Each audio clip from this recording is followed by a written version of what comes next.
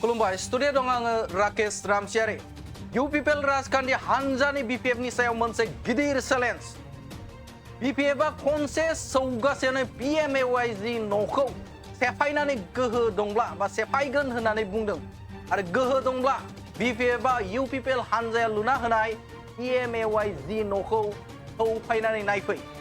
सौफायनो हायोब्ला जों गोदान लुना होफिनगोन प्रमोद बर'खौ आमजुलि ओनसोलाव फैब्ला होसोनानै हरगोन होननानै उदालगुरि जिल्लानि BPF आइजो गांखंनि दैदेनगिरि निकुन्ज दैमारिया जिल्लानि सिङाव थानाय रौतायाव BPF आइजो गांखंनि मोनसे मेलाव बाहागो लानाय खौरांगिरिनि सिगाङाव बुंदोंमोन मा थांखिजों प्रमोद बर'खौ होखार हरगोन थांनाय 17 बोसोराव BPF खुंथाय समाव नांगौ बायदि होफुंनो हायाखैमोन BPF आ दा प्रमोद बर'आ गोबां जौगाथाय खामानि मावदों आमजुलिनि थाखाय होनना हिसाब होदों मासिगिरि बिथां पेट्रुस बिथाङा प्रमोद बर'खौ होसोनानै हरनायनि सोलाय गावसो उल्था निकुन्ज दैमारिया आमजुलि ओनसोलनिफ्राय होसोजागोन होननानै गोख्रों फिनजाथाय होदों आमजुलि PCDनि मासिगिरि पेट्रुस दैमारिया बिथाङा बुंबावदों थाबैनो निकुन्ज दैमारिया निमाहा बिनो नांगौ होननानै बुंथिबावो दानिया फैदो बिथांमोना खौरां मेलनि गेजेरजों मा गोख्रों बिबुंथि होदों नोंथांमोननि गेजेराव बडलेण्ड बुब्लिया लाबोदों सासे आइजो गांखंनि बिथाङा जे जोंनि आमजुलि ओनसोलाव प्रमोद बर'आ फैयोब्ला बिथांखौ होनासो हरगोन होनना बुंदों किन्तु दिनै जों बेखौ गावगाया लासिंसिं जानाय खोथादों आरो लासिंसिं जादों होनदों किन्तु गावगाया जे होना हरगोन किन्तु गावगायासो जे माने आमजुलि ओनसोलाव माने होनानै हरजागोन बे आंनि मथेबोला जों गावखौसो लासिंसिं मोनदों आरो मारैहै मा उद्देश्यआव बे होना हरनो मानोथो दिनै जोंनि बे ओनसोलाव बिसेसकै नैबे कुन्द्रुबिल बायदि ओनसोलाव आमजुलियाव नैबेयावनो थांनाय 17 बोसोराव रं गोनां न' गंसेबो जों नुनो मोनाखैमोन बिसेसकै दायो जोङो मडेल अंगनाबादि प्रमोद सारनि दारै मोनदों आरो नैबे मार्केट सेट जोङो प्रमोद सारनि दारा मोनदों आरो लोगोसे नैबे कुन्द्रुबिल सकनिफ्राय तो बावराजान टंला बस्ति होननाय बेफोराव जोङो CC ब्लक मोजाङै बनायना होदों आरो लोगोसे सेमब्राबारि रड तो बियो तो हाजुजुलि क्रस जाहैनाय अर्थात गार' बजार ओंखारहैनाय बेखिनि लामाया CC ब्लक जादों होमब्ला बिथाङा मारैहै लासिंसिं मोनखो आरो बिथाङा मारैहै लामा माबा हाबा जायाखै होननानै मानो बुंनो हाखो बेवहाय जों बे आइजोनि सायाव जोङो खेंफोरथि होदों आरो जों दुखु मोनदों जे जोंनि चिफ सारखौ बेबायदि बिथाङा माने अपमान होनामोन आरो बिथाङा मोनसे खौरां बुंदों जे PMY नि न'खौ जे सौगासेयावनो माने थब्लं थांहोनो हागोन सौखानो हागोन होनना बुंदों दा बेयाव बिथाङानो गावनि जेनो सौनाय नायथों PMY नि न'खौ सौनाय नायथों आरो सौनानै जुदि सौफ्लं मारनो हायोब्ला अबानिया जोंबो बेखौ मा होनगोन मोजां नङा बे न'आ मोजां नङा होननानै जोंबो बुंनाय जागोन नंमारा जों अबानिया बेखौ गोदानहै जोङो नायबिजिरनानै जोङो बे न'खौ हयथ' जोङो गोदानहै माने लुफाफिननो होनाय जागोन आरो ओमफ्राय मोनसे खौरां नै दिनै मोनसे बाथ्रा बुंबावदों बियो लासिंसिंथ' जाबायानोसै किन्तु जों मावखानाय हाबाखौसो बिसोर मावदों होनना बुंदों आरो बिसोरो जुदि मावदोंमोनब्ला आरो बिसोरो जुदि बिसोरनिनो मोनब्ला बिसोर मावालाखानो माने एसेबां गोबाव दिनखो किन्तु जोङो दायो मावदों जों मावनायाव बिथांमोना मावाखै होनोब्ला जों UPPL हानजाया जोंनिफ्राय जोङो बेखौ खोब मा होनो जोङो धर्ज थानो हानाय नङा जों निस्सय बिनि बेबस्थाखौबो जों लानाय जागोन आरो जि जायगायाव 7 लाख थाखानि खामानि दङमोन बै जायगायाव 7ताबो अन्थाइ गैया आरो जि जायगायाव 4 लाख टाकानि रिजार्भार दङमोन बेयाव बस्थासेबो सिमेन्ट जों माने बेयाव खामानि मावनाय जायासै दा बेफोरो कारापसना सोरनियाव दोङो गावसोरनि 17 बोसोर सलायनाय BPF सरकारनि टाइमावसो दोङोमोन किन्तु जोंनि सरकारा दिनै जोंनि गोबिन्द सारा दिनै खामानि मावदों आरो जेरै मावदों जोंनि बेखिनि ओनसोलाव जों जेरैहाय नुदों मावनायखौ जोङो नुदों आरो जोंबो साखि दोङो मावनाया माबायदिहै माहा मावदों किन्तु बिसोरनि बायदि हाग्रा गुदु थानायखौनो नैबिथिंबो बनायनायमोन होननानै जोङो माबा मा होनो नेम प्लेट गायब्रबनानै जोङो खिथिब्रबनाय जोङो बेबायदि खालामाखै गोबां आं बुंनो सानाखै जाय आइजोआ जोंनि सारखौ अपमान ठाट्टा होदों अपमान ठाट्टा होदों बेवहाय जों बिथांनि सायाव जों एसे जोङो जथेस्थ दुखु मोननाय फोरमायदों जेन बिथाङा जेन भबिष्यत आरोबाव जाहाथे बिदि बुंबावना थोंसै आरो बिथाङा दिनैनि बे सरकारनि सायाव जि खोथा बुंदों बेयो सरि बिनांगौ होननानै आंनि फारसेथिंनिफ्राय खावलायनाय थाबाय गोजोन्थों निमाहा बिनांगौ आरो निमाहा जुदि बिया जोंबो गावसोरा जेसांखिनि कारापसन खालामबोदों जेसांखिनि खामानि मावि दोङो जेरैहाय PMY नि न'फोरानो दोङो सोरनियावबा दरजा गैया सोरनियावबा खोरखि गैया सोरनिबा माने फ्ल'रानो गैया सोरनियाव दोङो बेफोरखौ जोङो गावसोरनि जिथु नुनाय बेफोरनि सायाव जोङो बिथांमोनखौबो जोङो मावफाफिननो होनो थाखाय जोंनि फारसेथिंनिफ्राय खावलायनाय थाबाय जाय आइजोआ नोंथांमोननि सायाव बेबायदि एलिगेसन लाबोबाय बे आइजोनि मुंखौ एसे फोरमायना होनो हागोन नामा बिथाङाथ' जोंनिनो बे कुन्द्रबिल ओनसोलनि सासे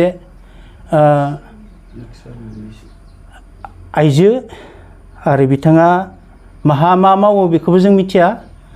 नाथाय माबा BPF नि सोद्रोमाबो नंगौना नङा आं बेखौबो मिथिया किन्तु बिथांखौ गारि लागोआव थांनायसो नुयो आरो बिथांनि गारि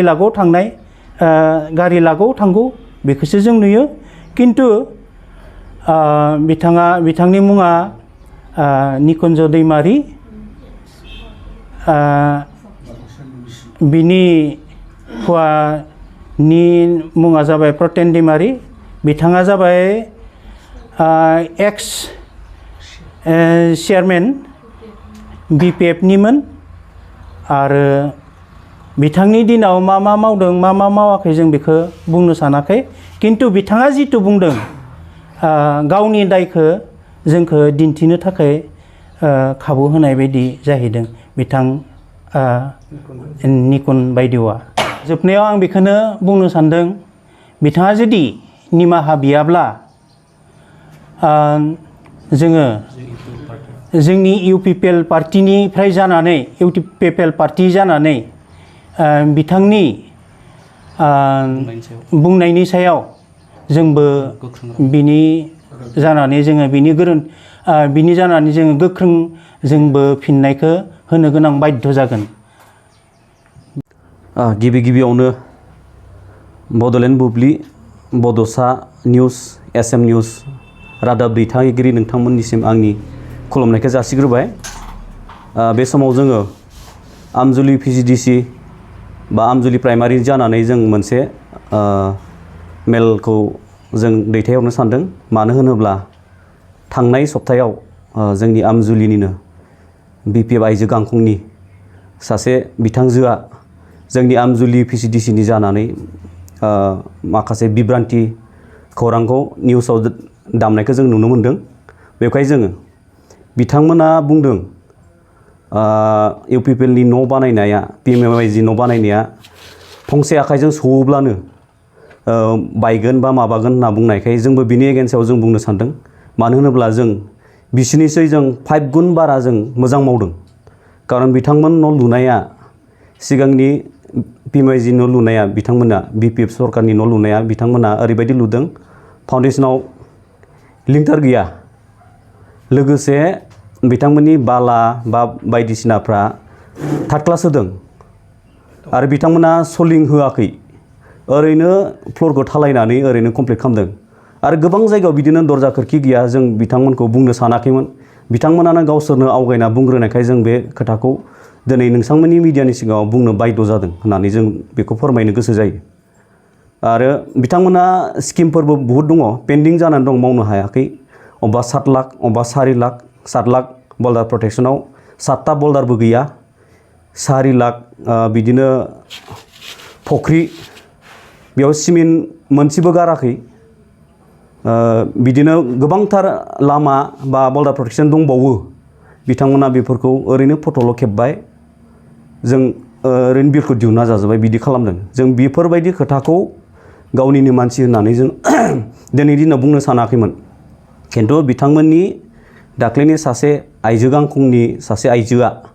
जोंनि आमजुलिनिनो बिथाङा बुंफुंना होनायलाय जोंबो बिथांमोननि एगेन्स्टआव गोबां कारापसन थालांनाय खोथाफोरखौ जों बुंनो गोनां बायद' जाबाय आरो बिदिनो जा जोंनि जिखिनि PMIG मावदों बिथांमोना जोंजों फेर मारिनो हाया दिनैनि दिनाव बिथांमोना मावोमोन 30 खान 20 खान जों मावो 1000 खाननि बिथोराव जों गंसेबो थालांहोआ जिखिनि पेमेन्ट जादों पुरा मावलांजोबखादों जों क्लियार बिदिनो बिथांमोनाथ' 100 फैबाय 100खौ लुआ 50 लुबाय ज्राब दोनबाय आरो बिथांमोननि दिनाव जथेस्थ' डुप्लिकेट जब कार्ड दंमोन बेफोरखौ जों जथेस्थ' जोङो बोखारबाय जोंनि दिनाव जों साफा मावदों आरो जों बुंनो हायो जोंनि सरकारनि दिनाव प्रमद बर' दैदेननाय गबिन्द चन्द्र बसुमतारी दैदेननाय सरकारनि दिनाव जों बुंनो सानो जोंनि दिनाव अरुण'दय फैदों 700 जन आमजुलि VCDCआव बेनिफिसारि मोन्दों अरुण'दय स्किमखौ आरो बिनि उनावहाय जों रेशन कार्ड मावदों रेशन कार्ड जायफोर बेनिफिसारि बिथांमोना आंनियाव बुंफैदों सोरबा 1200 1300 बियो जों 1200नि जायगायाव 13 थाखाबो लायाखै 16 थाखाबो लायाखै थाइसेबो लायाखै जों आरो प्रयजनाव जों जेरेक्स पर्यन्त गावनि माबाजों मावना होबावदों जों आंनि VCDCआव दायो 300 जनसो रेशन कार्ड बेनिफिसारि दं बिथांमोनखौ फ्रियै मावना होदों आरो आवास प्लास काचा हाउस बेफोर न'खौ जोङो थाइसेबो फैसा लायालासिनो किसुमानखौथ' जों गावनो कालेक्ट खालामनानै गावनो जेरेक्स खालामना होदों बेफोरबायदि खामानि मावदों जोंनि दिनाव जों जेसे हायो जेसे जों पाब्लिकनि मोजां खामानि मावलांगोन आरो रिहन दैमारि बिथाङा पाब्लिक हेल्थनि मिनिस्टार खननै मोनदों बिथांनि दिनाव जोंनि आमजुलि VCDCनि एरियायाव गासैबो जायगायाव दै मोनलांजोबनांगौमोन बिथाङा बेखौबो मावनो हायाखै टार्म्स मोननै मिनिस्टार मोनसेयावबो जोङो जोंनियाव मिनिस्टार गैया पाब्लिक हेल्थनि थेवबो जोङो जोंनि EM दङ जिखिनि रौतानि बिथांनि अननायाव जोङो दा जोंनि आमजुलि VCDआव जों 11-12तासो जों बरिंखौ मोननो हादों बिथाङा जोंनो आसाम केबिनेट मिनिस्टार नङाबाबो BTCनि EMब्लाबो बिथाङा निलुत सरगयारिया बिथाङा जोंनो 12ता-13ता बे जोंनो पाब्लिक हेल्थखौ होना होदों जों बेफोरबायदिनो जोङो आरो बिदिनो लामायावथ' बुंजाथावा जोंनि आमजुलि VCDCआव 17 बोसोर BPF सरकार सालायदोंमोन 17 बोसोराव अबेबा जायगायाव 17ता अन्थाइबो गाराखै लामायाथ' थांजाखाया आंनि न'आवनो थांजायामोन आंनि दिनाव जों मोनबा बिदिनो माबा CC ब्लक मावदों आरो MJNरेगानि गेजेरजों सेन्ड ग्रेभेल मावदों बिदिनो PNRD डिपार्टमेन्टनिफ्राय जोङो 15 फाइनेन्सनिफ्राय बिदिनो सेन्ड ग्रेभेल गारदों लामा बिदिनो आरो बाखि दंबावो जों गोबांखौनो जोङो 60% लामाखौ जों सल्भ खालामबाय होनना बुंनो हायो दिनैनि दिनाव आरो दैनि प्रब्लेमखौबो जोङो 90% प्रब्लेम सल्भ खालामबाय जोङो दैनि उसुबिदाखौ बरिंनि गेजेरजों बेखिनिखौ जों मावदों आरो आंनि अनगायै जा मेलेमजिबि बिथांमोन दं बिथांमोनाबो फंनैसो बुंगोन होननानै आं बिथांमोनखौ खावलायो आच्चा गाहाय नोंथांमोननि सायाव मा अभियोग लाबोदों नोंथांमोननि सायाव गाहायै मा अभियोग लाबोदोंमोन जोंनि VCDCआव मेनलियै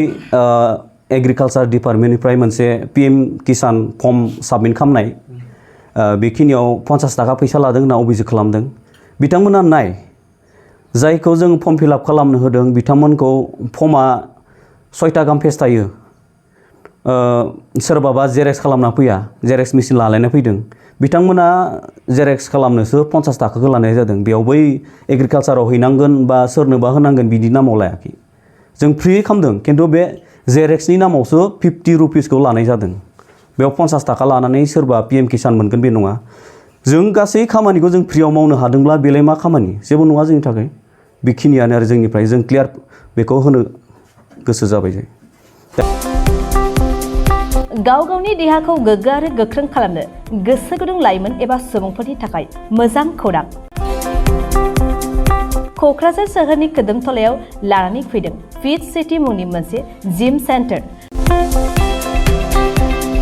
सोरांस्रि नार्जारिनि गोदानै बेखेवजानाय फिट सिटी मुंनि जिम सेन्टाराव फैनानै नोंथाङा नोंथांनि देहाखौ गोग्गो आरो गोख्रों खालामना लादो अब्ला मानोथो गोबाव खालामखो नोंथाङा थाबैनो फिट सिटीआव एडमिसन लाहैदो आबुंसिनै मिन्थिनो थाखाय 7896710934 नङाब्ला 9706677961 मबाइल नाम्बाराव कल खालामनो हागोन